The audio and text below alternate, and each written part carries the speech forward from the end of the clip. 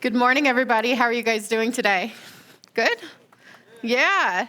So my name is Ashley Hemmers, Avikwame Monvich, Ahakala Monk. So one of the things that I'm going to do is share with you about the desert and its memory. I'm Mojave.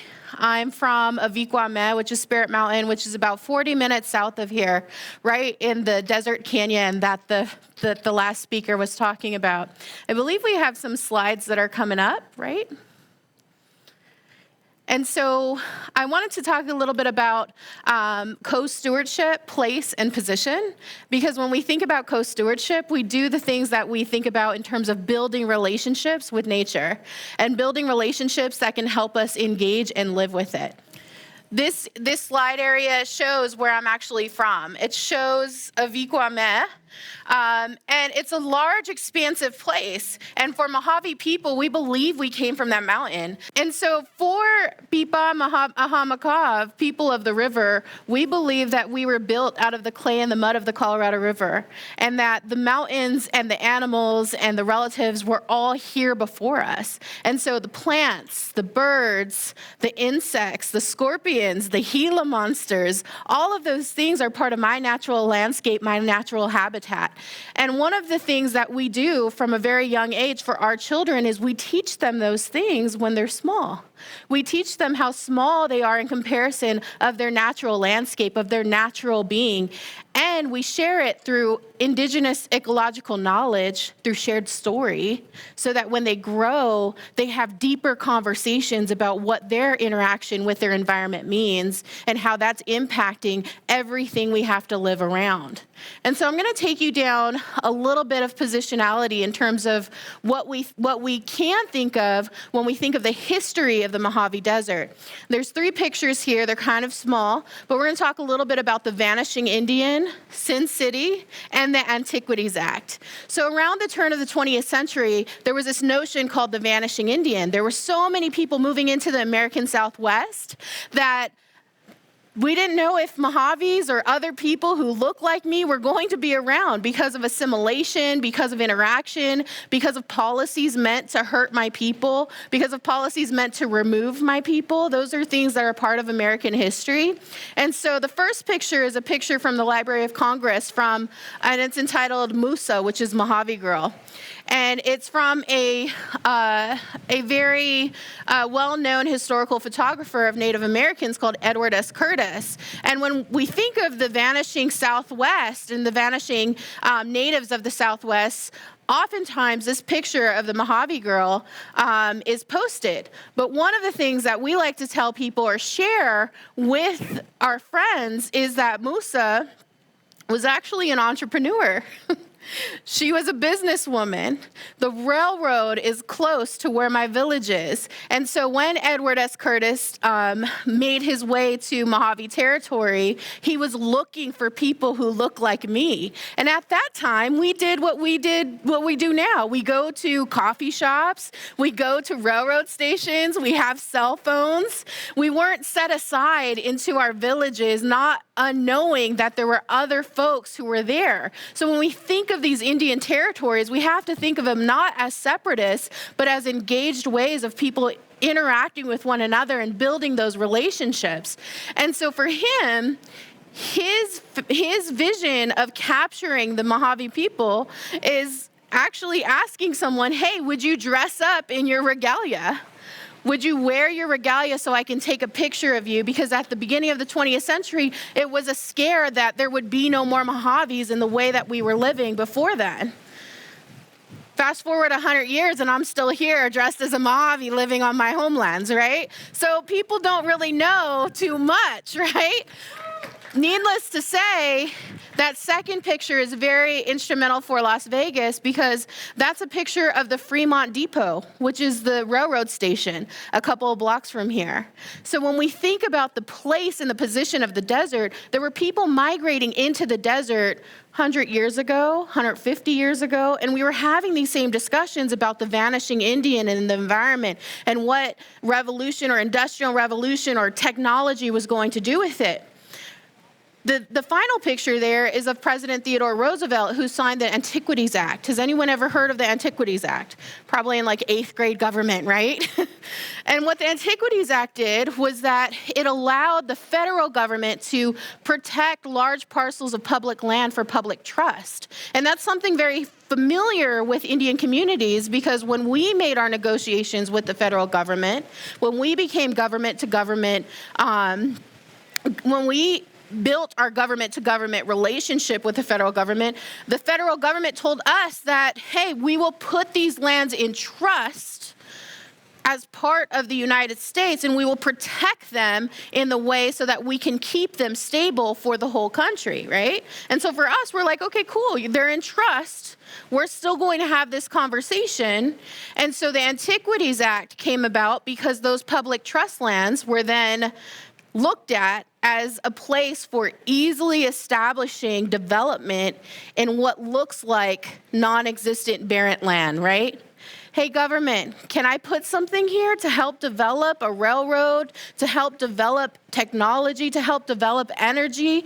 And so in this conversation of the Vanishing Indian, Sin City coming to be, and also the Antiquities Act, what ended up happening was that through that act, Congress said, well, wait a minute, before we start releasing all of these lands, right? Not having the conversation like, hey, we made agreements with tribal governments, but before we start releasing all of these lands for development, maybe we need to protect those that have a cultural or a scientific or a physical, are physically special to what it is that is America.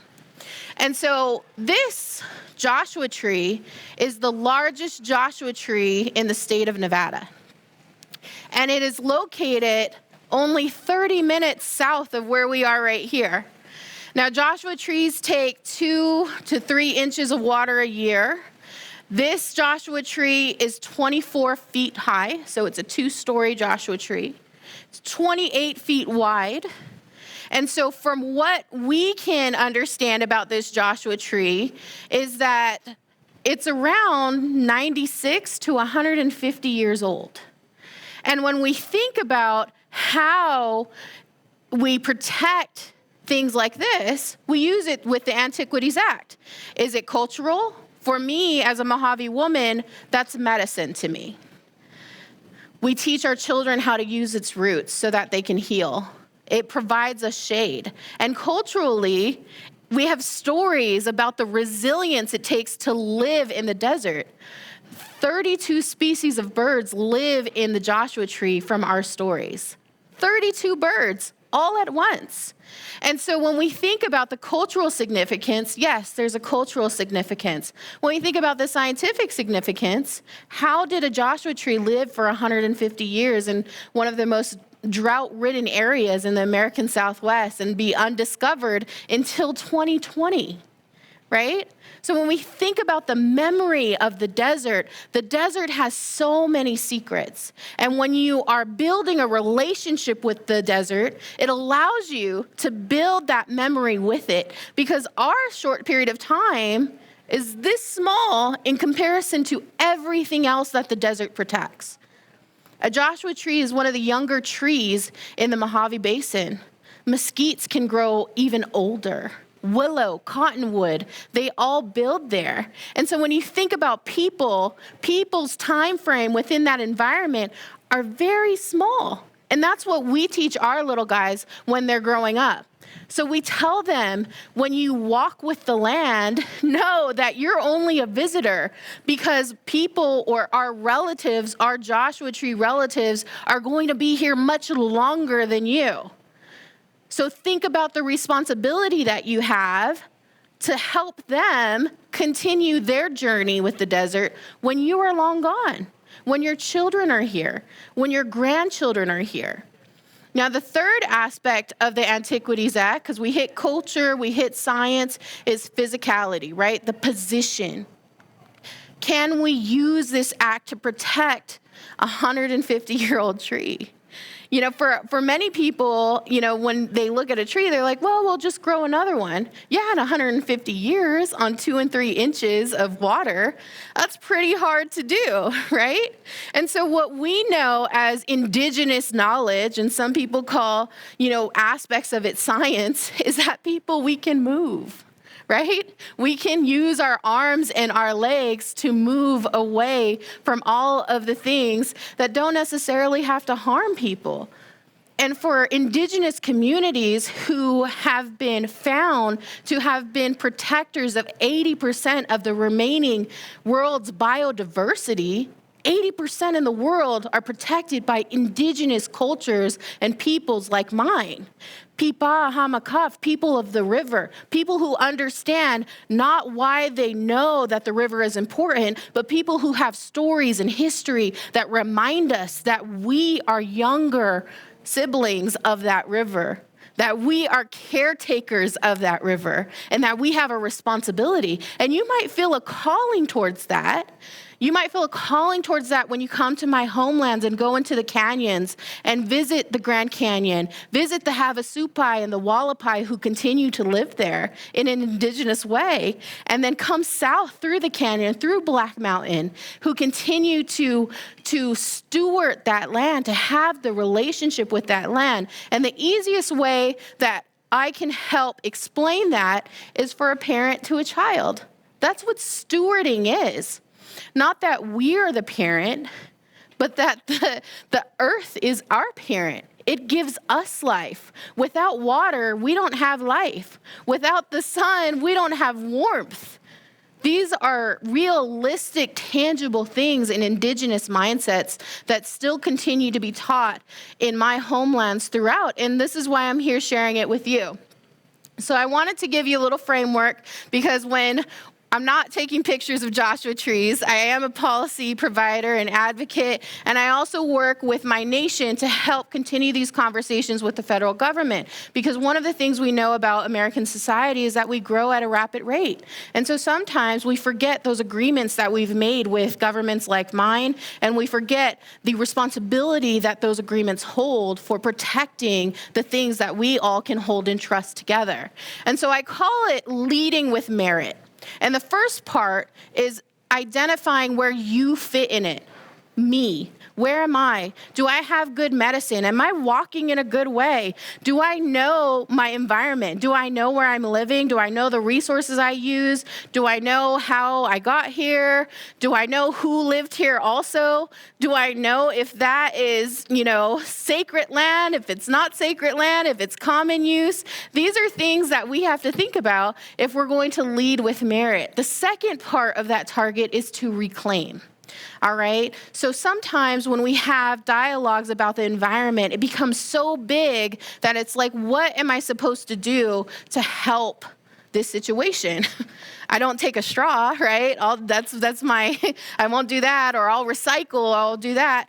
But you have to remember that even though America is so big, it's also based on the premise of that individual. And so when you reclaim your voice in that, then you can ask your leaders what they think about protecting these spaces.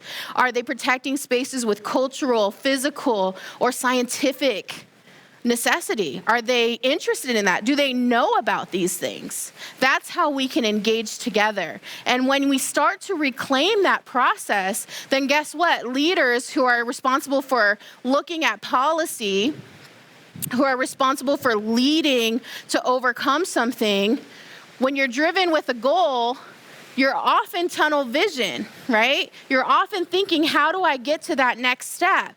But for people who are working in an indigenous mindset, you have to slow that down and open, not only to think about how I'm getting to that goal, but how that goal is affecting and impact the people that I live with. How is it impacting the people that rely on the land that we're using? And how is it impacting the people or the animals, the plants, the birds? How is it impacting them?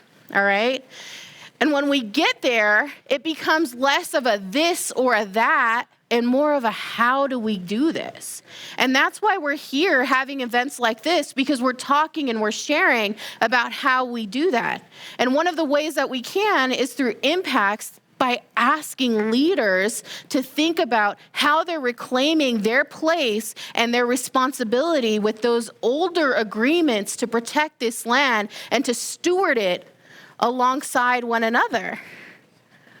As a Mojave woman, I know that America is not going anywhere, all right? We made agreements with America.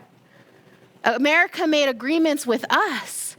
And so now we have to move beyond that and talk about how we're going to make those agreements work. And that's when we get to transform. When we finally reclaim our place in the process, when we talk about how our actions impact our everything around us and our environments and our communities, then we can have transformative conversation of whether or not this is the right thing to do, whether or not we're going to be able to come together and protect it together. And then we will finally be able to have that conversation of whether or not we're a true friend of the desert.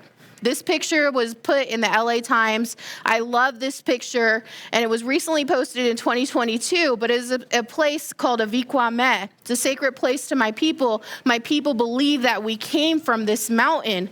But the picture doesn't just depict Mojave leaders or Mojave women. It's a picture of an ecologist, of a Mojave, of a cultural preservationist, of a policy leader, of an athlete, of an intern, of a volunteer, and of media. And so if we can come together around this space, then the desert might remember us as friends. And if we live in a meritorious way and understand our place and position with our environment, then we can co-steward it together. Thank you so much for your time today. I really appreciate it.